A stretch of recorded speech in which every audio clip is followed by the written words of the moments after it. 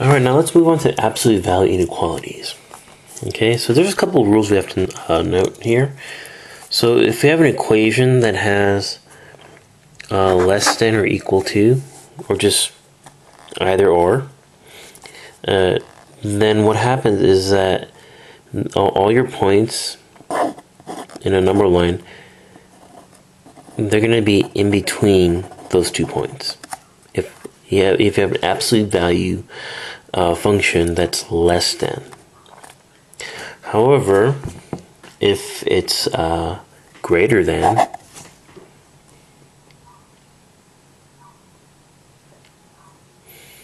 so if it's greater than or equal to, whichever, either or, then it kind of becomes one of those like or functions where you have 2 points and then everything's highlighted to the left and to the right and you have a gap in between. So for example, let's take, for example, absolute value of n over 4, alright, is less than or equal to 3. Because it's less than or equal to, we know that it's going to be one of these type of functions, right? So it's going to be in between 2 points. So the thing that we know about absolute values is that the definition of an absolute value right here becomes n over 4 is going to be less than or equal to 3, and it's going to be in between -3. So -3 is less than or equal to n over 4, and n over 4 is less than or equal to 3. Okay? So now, let's solve for n. And to do that, we have to multiply both sides by 4. So n is equal to -12, and then over here is 12.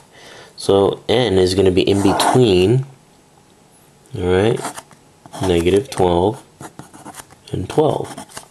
And we include both points because they're equal, because they're less than or equal to. And so we highlight every point in between. Okay, let's try another one.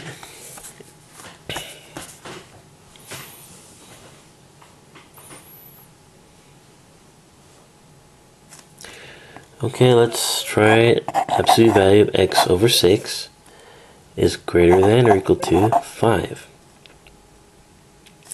So again, absolute value, we can divide this into 2 parts, right? So it becomes x over 6 is greater than or equal to 5, or x over 6 is less than or equal to -5.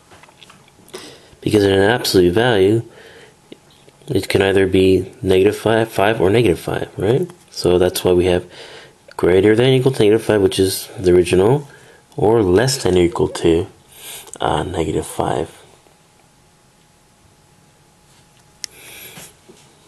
Okay, so let's solve for x.